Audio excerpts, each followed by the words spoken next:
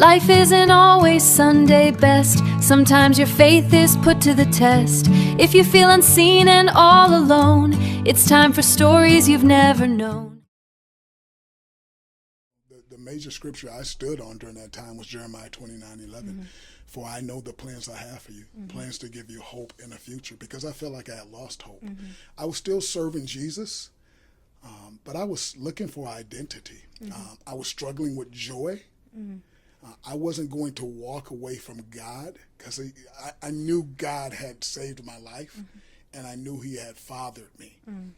I didn't know to go backwards for me was death. I knew it. It's death. So going forward, that's the only way I knew to go, but I felt stuck. My joy was lacking. Purpose was lacking. So I just tried to crawl my way forward, cry my way forward.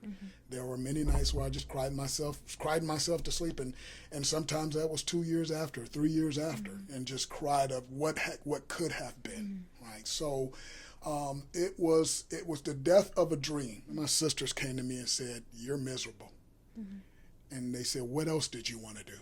And I said, "Well, I wanted to speak." And they said, "Okay." The next day they showed up with a set of business cards and handed me those business cards and said, "Go do it because you're miserable." The other thing was my wife walks in one day and says, "You're miserable." And she says, "I want my husband back." And I said, "What do you mean you want me back? I'm right here." And she says, "You're not the man I married. You have no joy and you have no passion. You're a passionate, joyful person, Brian Pruitt." And she says, "You weren't All-American for everybody else. I need you to be one for me now. I need you to get up." And so I'll never forget that moment. It was that moment it was one of those moments where you realize I married the right person. Yeah. And so I got up. I started speaking. You're going to love this one. So I once spoke at a national Jewish rabbi conference. What? Yeah. I know what you're thinking.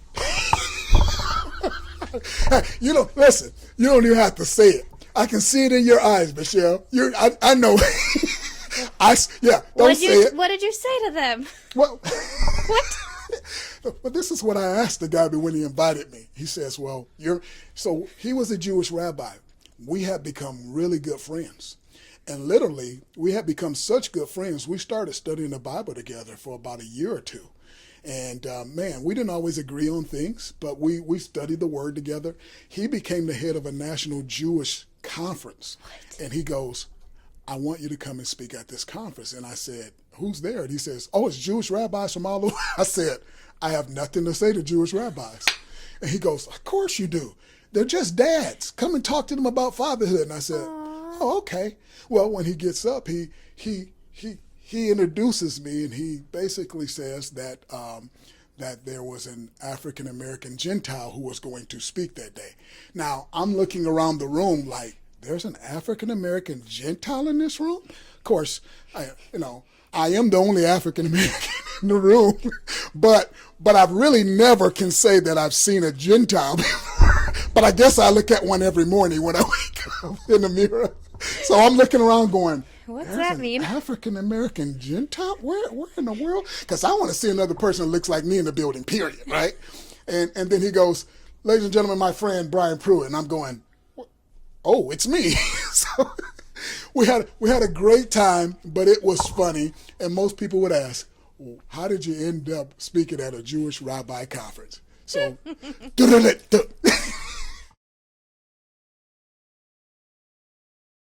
when I was in San Francisco, and I was out and about that day with some friends, and I asked the Lord for a word, something to highlight my day, something that I could look for.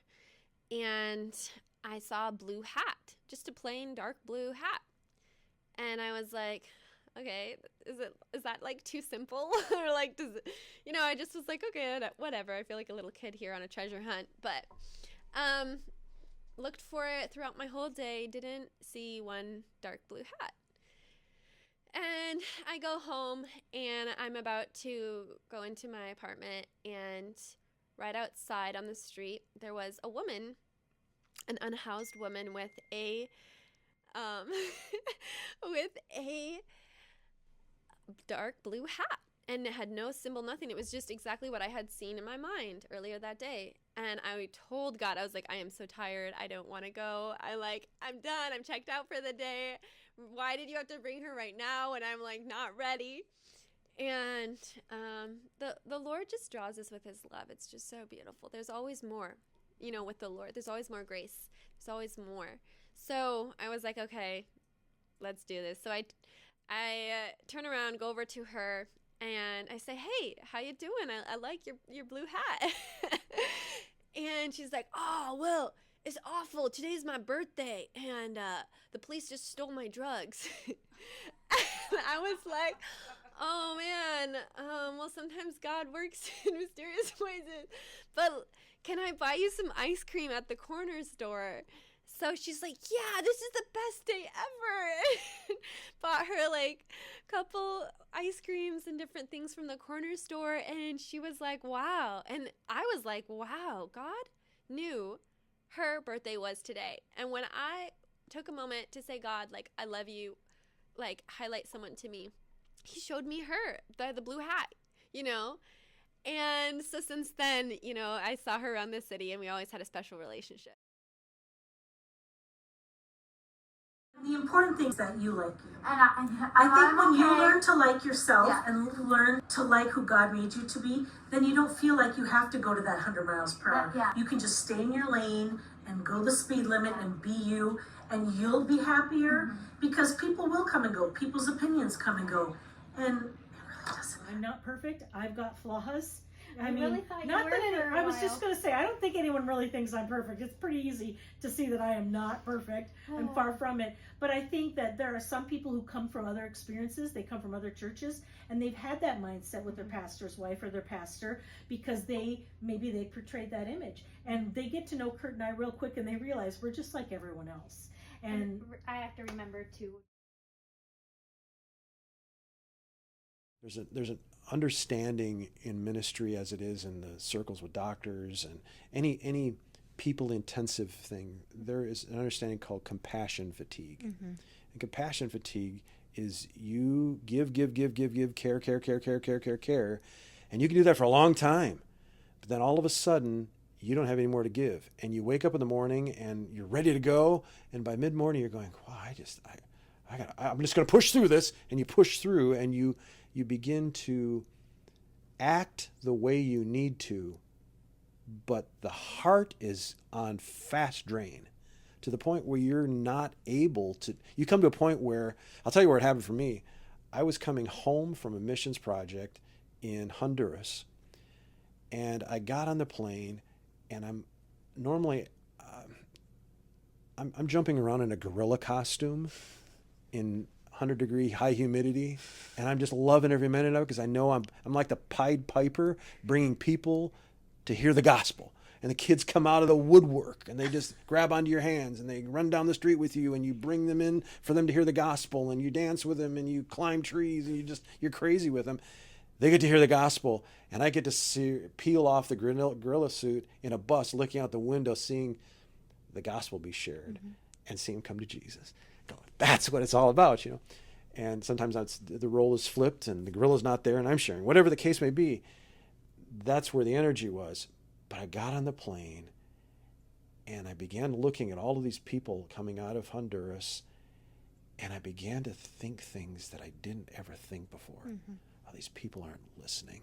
They're really never going to change.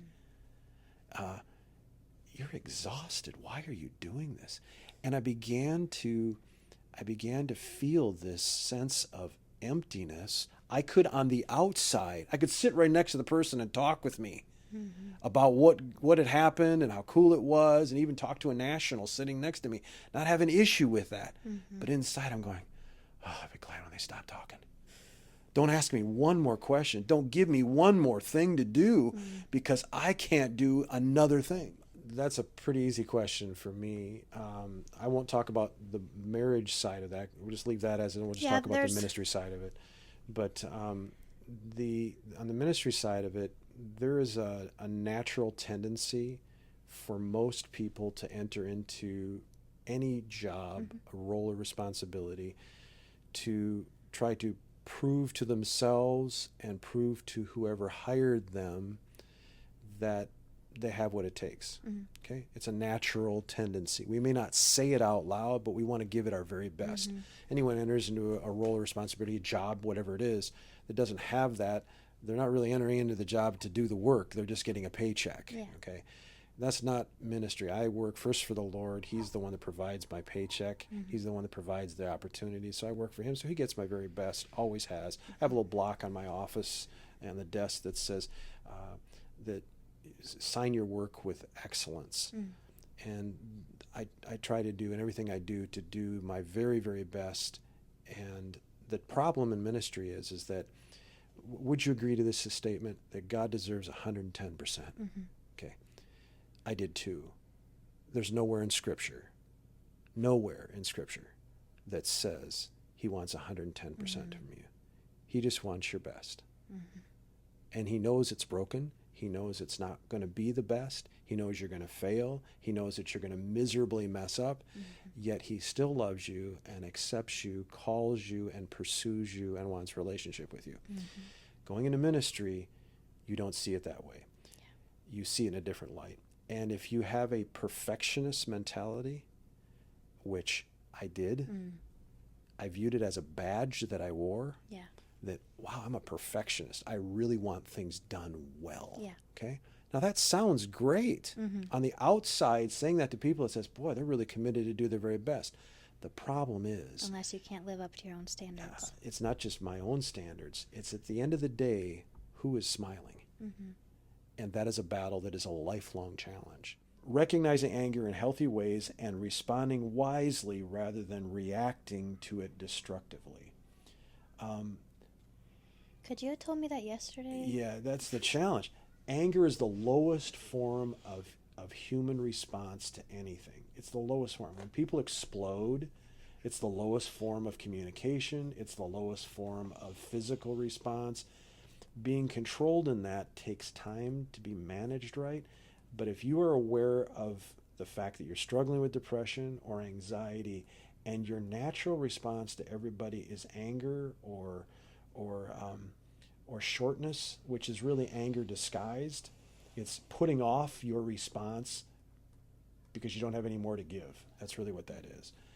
And I've given all I can, and I can only give you a short response because if I go any more, I'm going to explode. That may be human, but that's all it is. It's certainly not a God response. We're called for more. And we're called to do better than that. But that weighs heavy on somebody who is struggling with depression. So training yourself to recognize that anger is not the response that we want to have. It's a reaction to something bigger. And you got to figure out what you're reacting to and work on that. So, when I was a kid, I had faith. And then growing up, I had lost it. When I was going through a lot of the stuff that I had gone through, I had some of that faith in me. Not like the faith that I do today. But going through it, I still didn't know how things were going to turn out. I didn't pray. And so I still left it up to God. And I had no idea how things were going to turn out. And I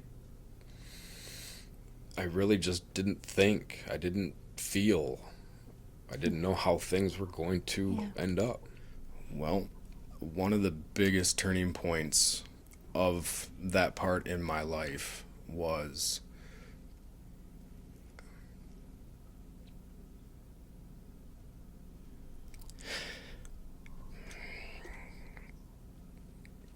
I was held at gunpoint and kidnapped by a rival club, and I was tortured. And I was severely scarred, not just physically, but mentally.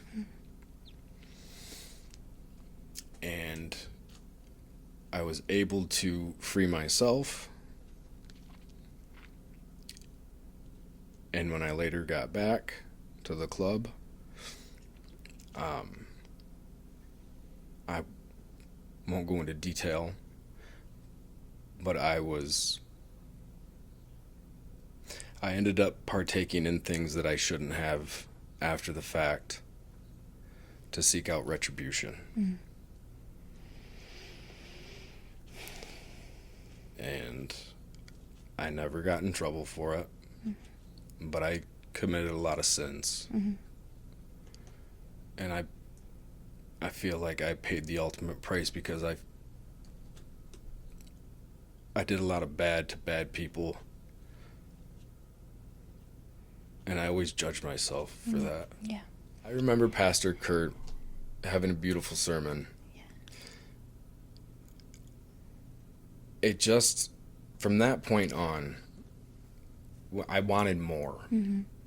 And I've never had that want before.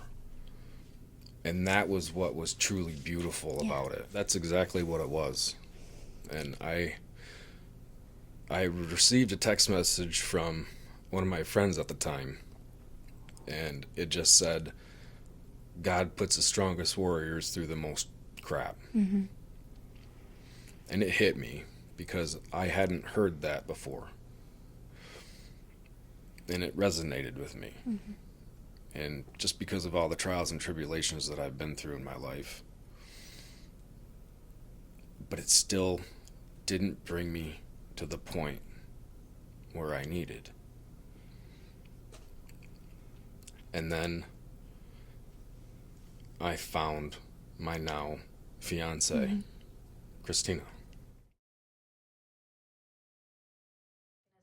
Right, so they always talk about how important it is to have the foundation of God and church, and fellowship, and in your life with recovery. Like, that's so godly friends are not going to put you in those situations. correct. Okay, so say somebody is just, either in the throes Daughter of it. was in it, and I saw the title of the book. And I would love to tell you the title, and I tried to, but nobody's home to tell me, but I did write it down. And then I called my mom and my dad, and they were like, wow, that is so good and so beautiful. And that is definitely God, and that is definitely a way to get your testimony out. So I know, when you have parents that are like that can you just know when you have people in your life that tell you that. And then I had people in the church literally say, hey, when are you going to write a book? I had about 3 people after that 3 to 5 people after that had asked me, hey, when are you going to write a book? And I was like, this is God's confirmation for me. I just knew without a shadow of a doubt that was 100% my confirmation, and I just hadn't started until recently when I couldn't find a job, and this woman in our church was like, hey, when are you going to start writing a book? And I was praying, and I was like, hey, God, I don't know what else to do. I just know that you're going to provide. And then one day this woman said, Alyssa, when are you going to start writing your book? And I finally said, I just started. And she said, that's exactly what I wanted to hear. And I was like, I had this God moment, right? And it was like, that's what you needed to do. Like, I will provide now, not now, but you get what I'm saying. Like, I just knew that was kind of what God was waiting on. Like, he's been waiting on me to do this thing for him. It wasn't about me. Yeah. It was about him. Mm-hmm. And so he gave me this prophetic dream and profound dream, and he was waiting on me to carry that out.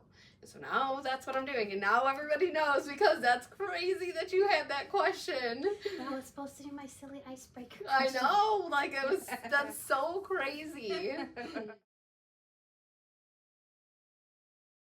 So I had come back to God after years of not having a relationship with God. And I was really just wondering, like, am I doing the right thing? You know, like, I don't know if I really believe this yet. And if I'm still questioning.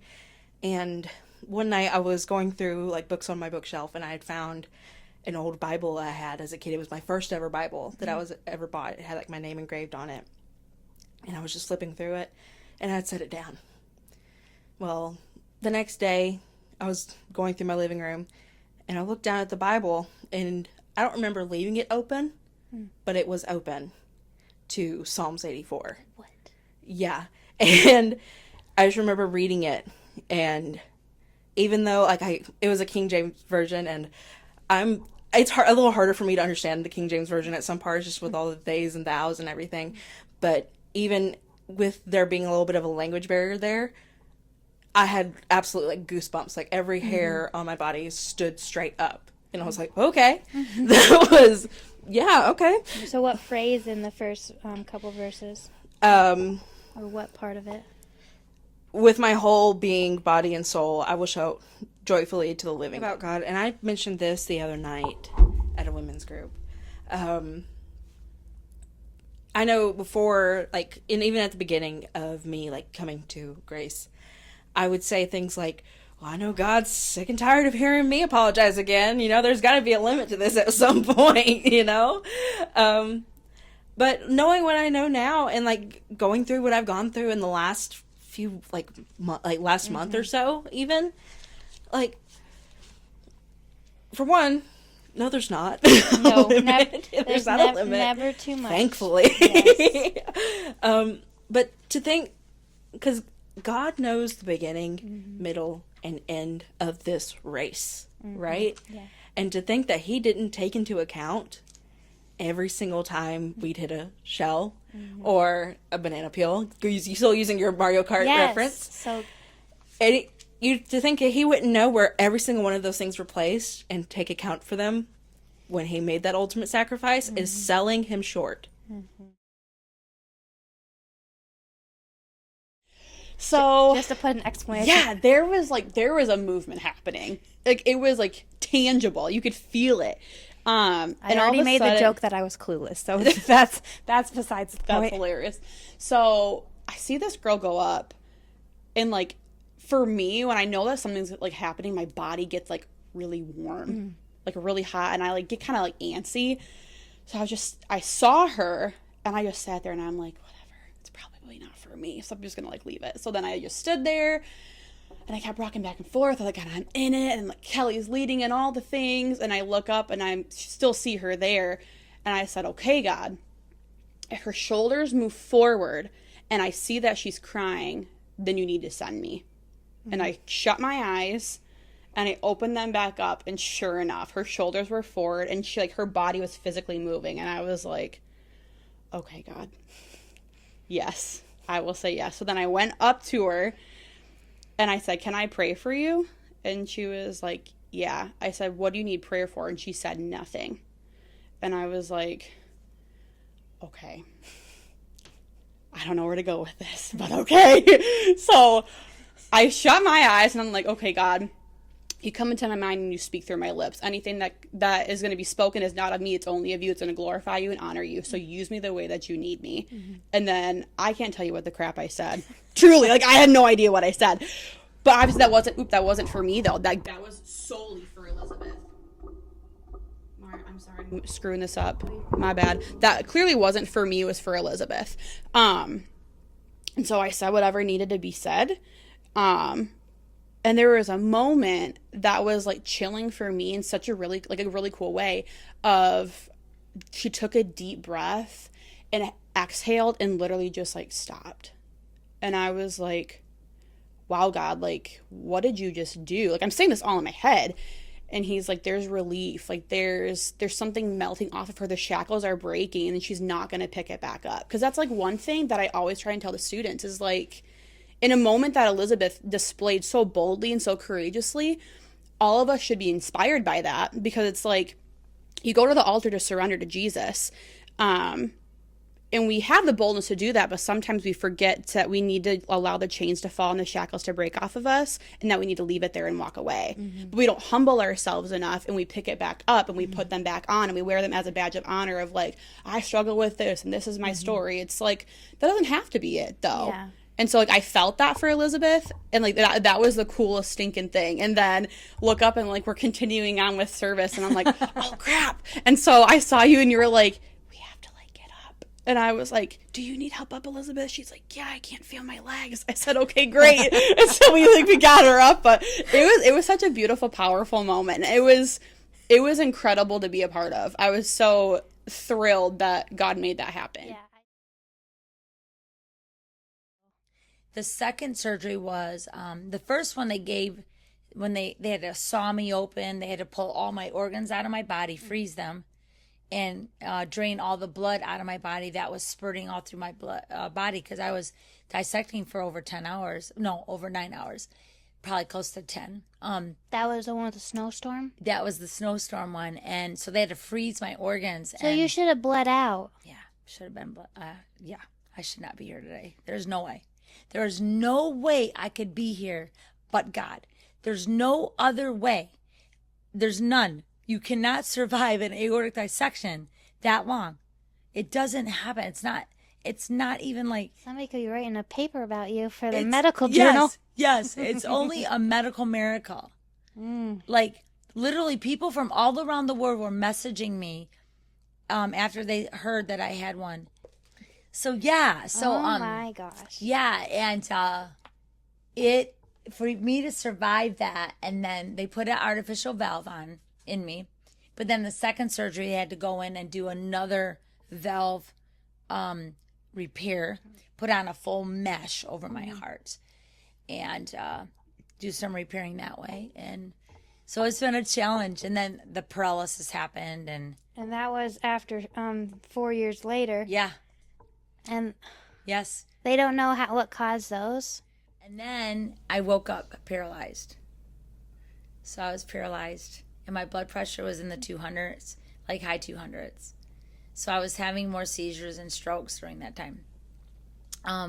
But the miracle of that story, if anyone believes in this or not, that's okay, because it's true. When I died this time on the operating table, Jesus met me in a vision.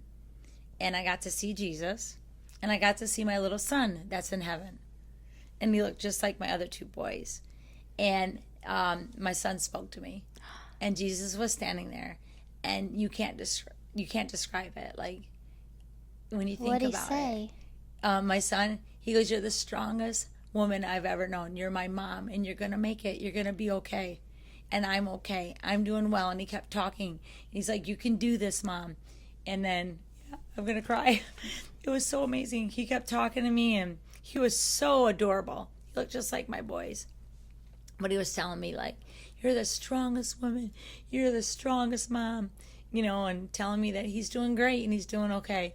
Aww. So that was something that gave me closure in that moment, And that was such a blessing. I'll never forget that.